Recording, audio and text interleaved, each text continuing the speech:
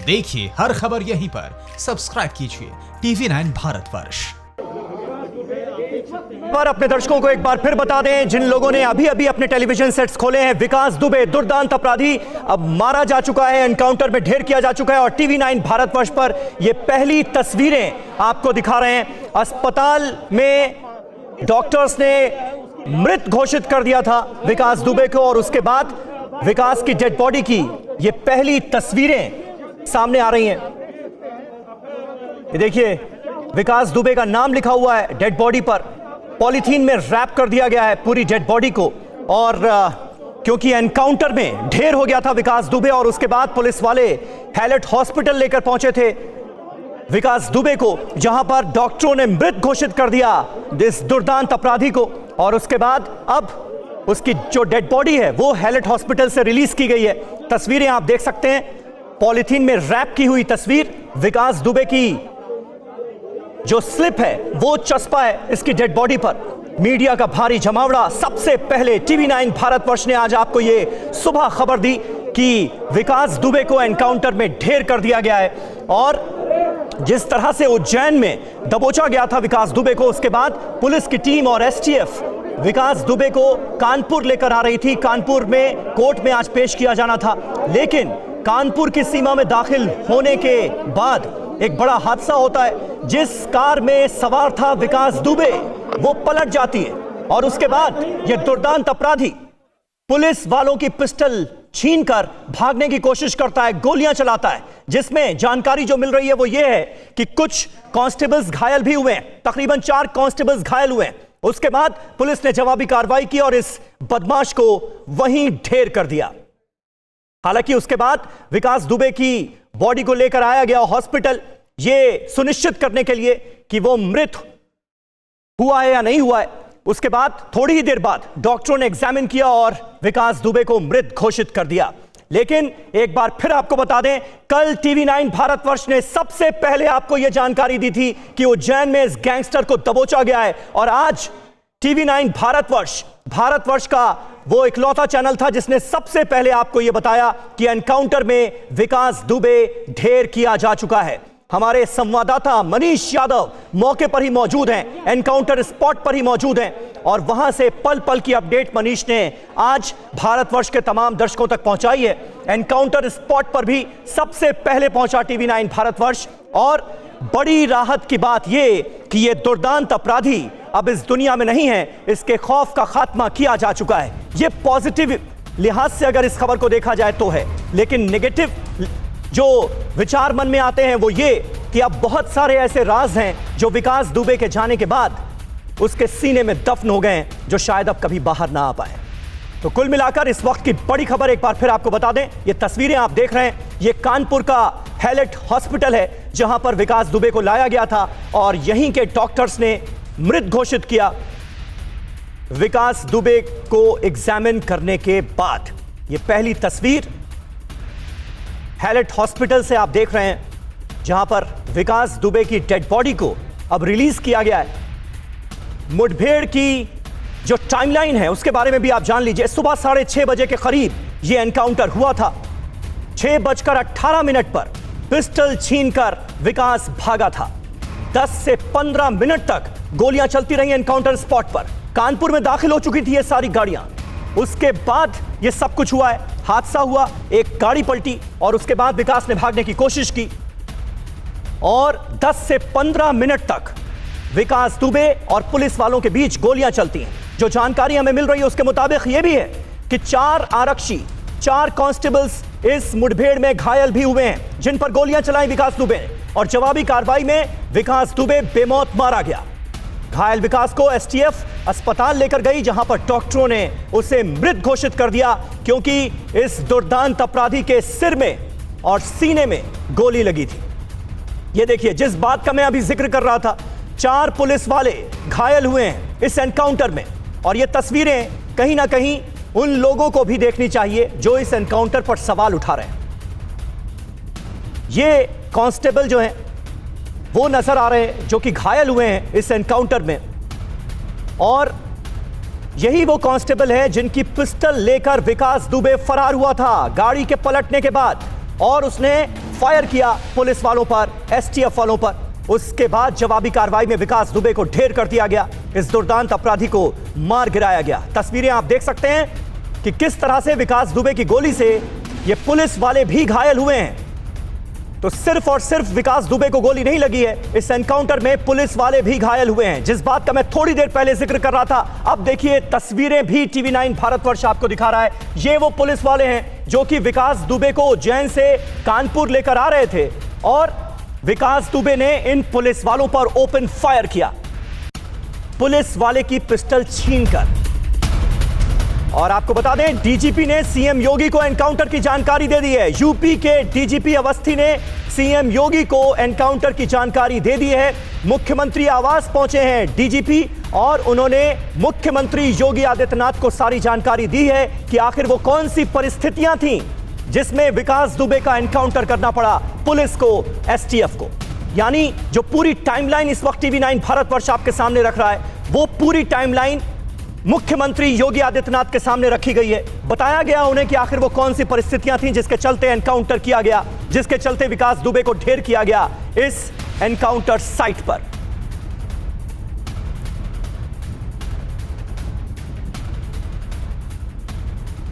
और इस वक्त हम सीधे रुख करते हैं, उमेश पाठक हमारे संवाददाता लखनऊ से हमारे साथ मौजूद हैं और मनीष यादव हमारे संवाददाता जिन्होंने आज भारतवर्ष को सबसे पहले यह खबर दी, सीधे एनकाउंटर साइट से लाइव हमारे साथ मौजूद हैं कानपुर से। और रणवीर शर्मा भी हमारे साथ मौजूद हैं, पूर्व पुलिस अधिकारी हरियाणा के, उनके जरिए भी अपने दर्शकों को सारी जानकारियां देंगे और जो सवाल उठ रहे हैं उनका जवाब लेने की कोशिश की जाएगी। लेकिन सबसे पहले उमेश आपके पास आऊंगा। डीजीपी पहुंचे हैं, मुख्यमंत्री आवास योगी आदित्यनाथ को सारी जानकारी दी गई है। मुमकिन है कि वो सारी परिस्थितियां, सर्कमस्टेंसेस डिस्क्राइब की गई हो मुख्यमंत्री के सामने जिसमें यह एनकाउंटर जरूरी था।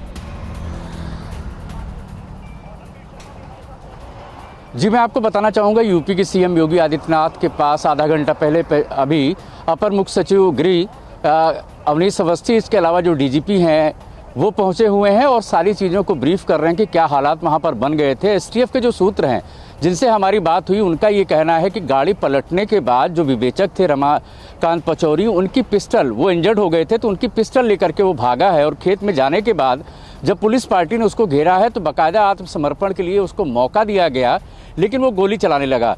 एसटीएफ का ये भी कहना है कि क्योंकि वो 8 पुलिसकर्मियों की हत्या पहले भी कर चुका है, दुर्दांत अपराधी रहा है, कई गंभीर मामले उसके खिलाफ दर्ज थे, तो ऐसे में एसटीएफ की जो टीम थी कोई रिस्क नहीं ले सकती थी, मजबूरन उनको भी गोली चलानी पड़ी आत्मरक्षा, जिसके चलते 3 गोलियां लगी हैं जो विकास दुबे है उसको, और विकास दुबे को हैलट अस्पताल ले जाया गया, लेकिन वहां पर डॉक्टर ने उसको मृत घोषित कर दिया। पोस्टमार्टम की तैयारी की जा रही है। पोस्टमार्टम हाउस के पास काफ़ी वहां पर भीड़ है और सारी चीज़ों की जानकारी जो यूपी के डीजीपी हैं, इसके अलावा जो अपर मुख्य सचिव हैं गृह के, उन्होंने पूरी जानकारी योगी आदित्यनाथ को दी है कि किस तरीके से पूरा घटनाक्रम हुआ।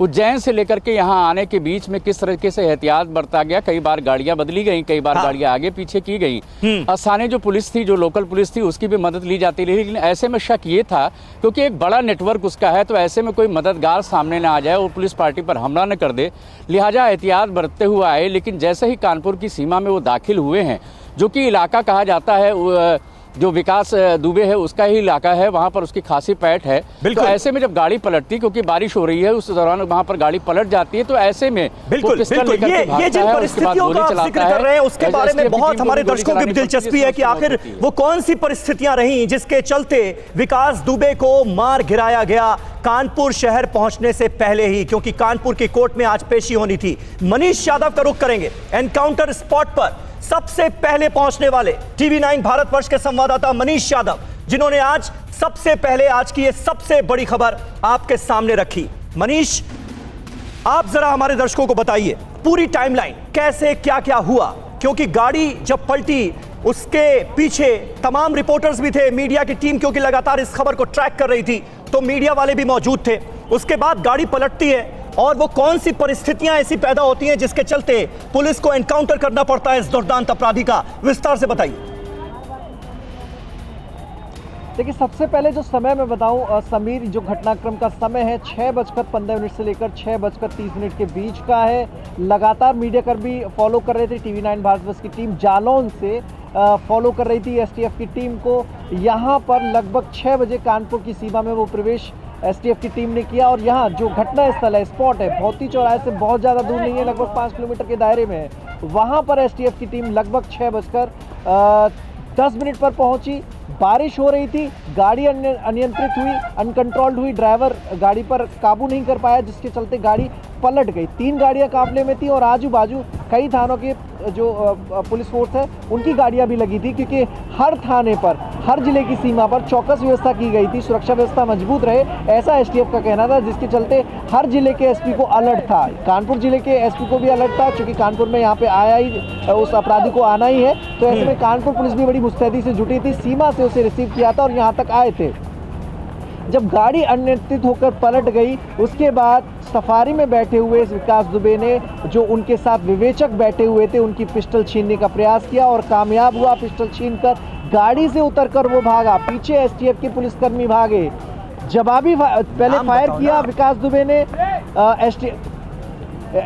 जो पुलिसकर्मी है उन्होंने फायर किया और उसके बाद जो जवाबी कार्रवाई हुई, सरेंडर का मौका भी दिया गया था। आईजी मोहित अग्रवाल का कहना है कि सरेंडर के लिए कहा गया था कि मौका है, विकास दुबे सरेंडर कर दो, आत्मसमर्पण कर दो, लेकिन वो नहीं माना, क्योंकि वो बड़ा शातिर अपराधी था। वो कोशिश कर रहा था कि एसटीएफ को कैसे भी चकमा दिया जा सके, क्योंकि हौसले उसके बुलंद थे और हौसले आज के बुलंद नहीं है, बहुत पहले से उसकी ये परिपाटी रही है। बहुत पहले से वो पुलिस को चुनौती देता आया है और 8 पुलिसकर्मियों की हत्या कर एक बड़ी चुनौती उसने यूपी पुलिस के सामने पेश की थी और आज भी यूपी एसटीएफ को चुनौती दे रहा था। लेकिन यहाँ अब यूपी एसटीएफ के चुंगल से बचना आसान नहीं था। यूपी एसटीएफ के जवानों ने फायरिंग की, 4 जवान घायल हुए, लेकिन जो विकास दुबे है उसके सीने में गोली लगी, 1-2 गोलियां और लगी और वो वहीं पर ढेर हो गया, जिसके बाद उसे हैलेट अस्पताल भर्ती कराया गया, जहां पर उसे मृत घोषित कर दिया गया। तो ये पूरा घटनाक्रम रहा। लगभग 15 मिनट फायरिंग हुई, 15 मिनट में विकास दुबे की गोली लगी और उसके बाद उसे हैलेट अस्पताल ले जाया गया। बिल्कुल बिल्कुल मनीष, जो घटना मनीष बने रहे आप हमारे साथ, मनीष बने रहे आप हमारे साथ। और TV9 भारतवर्ष लगातार शहीदों के परिवार वालों से भी बातचीत कर रहा है, क्योंकि शहीदों के परिवार वाले बेसब्री से इस खबर का इंतजार कर रहे थे। विकास दुबे के साथ क्या होता है, उनको इंसाफ कब मिलता है, इसका इंतजार लगातार किया जा रहा था। और इस वक्त हमारे साथ शहीद सुल्तान के चाचा मनोज हमारे साथ मौजूद हैं। मनोज जी, स्वागत है TV9 भारतवर्ष पर आपका। सबसे पहले ये बताइए कि अब विकास दुबे का एनकाउंटर कर दिया गया है, यह दुर्दांत अपराधी अब इस दुनिया में नहीं रहा। क्या आपको लग रहा है कि आपको, आपके परिवार वालों को, शहीद सुल्तान के परिवार वालों को इंसाफ मिल गया? मिल गया साहब इंसाफ, और मैं यूपी सरकार को धन्यवाद देता हूं, और जो यूपी सरकार को धन्यवाद देता हूं, और जो यूपी के जो पुलिसकर्मी हैं, वीरों को, उनको भी धन्यवाद देता हूं कि उन्होंने विकास दुबे को ढूंढ के और उनका अंत कर दिया। योगी सरकार का कहना था कि धरती पर रहेगा कि आसमान पर रहेगा, आज उनने जो उनका कहना था वो पूरा हो गया। और मेरे परिवार को शहीद होने का गम नहीं है, गम तो आज पूरा होगा कि विकास दुबे का जो साथी और हैं उनको ढूंढ ढूंढ के मारा जाए, उनको बख्शा नहीं जाए। जिनके ऊपर हिचीटी है, कमनल है, जिनके ऊपर केस इतने हजारों केस है, वे खुले मैदान घूम रहे, उनको पकड़ के उनका भी अंत किया जाए। और मैं गवर्नमेंट को बार बार धन्यवाद देता हूं। लेकिन क्या आप मनोज जी, क्या आप ये उम्मीद नहीं कर रहे थे कि ये दुर्दांत अपराधी अदालत की चौखट तक पहुंचे, क्योंकि आज ही कानपुर कोर्ट में उसे पेश किया जाना था और फिर न्यायिक प्रक्रिया चले और उसके जरिए इंसाफ हो? या फिर अब एनकाउंटर की खबर सुनने के बाद आपको ज्यादा राहत महसूस हो रही? हाँ, हमें बहुत खुशी हुई, बहुत खुशी हुई हमें, उनका एनकाउंटर हो गया। वो जो सच होता है वो सच होता है, उसकी जो पत्नी है उससे भी रास मिल सकता है। और उसकी माता कह रही थी कि वो उसे तुरंत मार दिया जाए, और फिर माता कहने लगी कि नहीं, वो मेरे मंदिर ने मेरे आगे लड़कियों को बचा दिया, महाकालेश्वर ने बचा दिया। उसका पिता कह रहा था मेरा लड़का अपराधी नहीं है, मेरा लड़का अपराधी नहीं है, मेरी संपत्ति क्यों तोड़ रहा है। पुलिस ने को मैं बार बार धन्यवाद देता हूं, और यूपी सरकार को, सांसद विधायकों को भी धन्यवाद देता हूं, और कानपुर के डीएम, डीआईजी और सीओ सबको मैं धन्यवाद देता हूं कि उनने उसका रास निकाल के उसके साले का अंत कर दिया। मैं बार बार धन्यवाद देता हूं पूरे डिपार्ट को। बिल्कुल। और मनोज जी, निश्चित तौर पर शहीद सुल्तान जो है उनकी शहादत को आज पूरा देश सलाम भी कर रहा है। जिस तरह से 8 हमारे जाबाज पुलिस वालों ने जान दी है, अपनी शहादत दी है इस गैंग का खात्मा करने के लिए, जो वहां पर पहुंचे थे, इस गैंग के गुर्गों को अरेस्ट करने के लिए पहुंचे थे, और उसने विकास दुबे ने इतना जबरदस्त हमला किया कि उसमें 8 पुलिस वालों की शहादत हुई। शहीद सुल्तान के परिवार में और कौन कौन है, और क्या उनसे आपकी बात हो पाई? उनका क्या रिएक्शन था? उनका जो विनय तिवारी है, जो थाना प्रभारी है, वो हाँ। जयपुर का, उसको अभी काउंटर किया जाए, उसे जेल नहीं भेजा जाए, उसका काउंटर किया जाए। और एक के त्रिपाठी है, कौन है, उसको भी मार दिया जाए। और उसके पिताजी कह रहे थे मेरा लड़का दोषी नहीं है, और माता कह रही थी कि उस दिन हमारे बच्चे को मार दिया जाए। और फिर और समय आ गया, बच्चा गिरफ्तार हो गया, तो कहने लगे वो तो महाकालेश्वर ने मेरा बच्चा बचा लिया। वो गर्व से बात कर रही थी। और उसके जो भाई है, उनको भाइयों को मनोज जी, ये भी बात साफ हो गई कि महाकाल जो है खाते वो आते मानवों के साथ हैं। महाकाल जो है वो दानवों के साथ नहीं है। हाँ, नहीं साहब, ये बात सत्य है।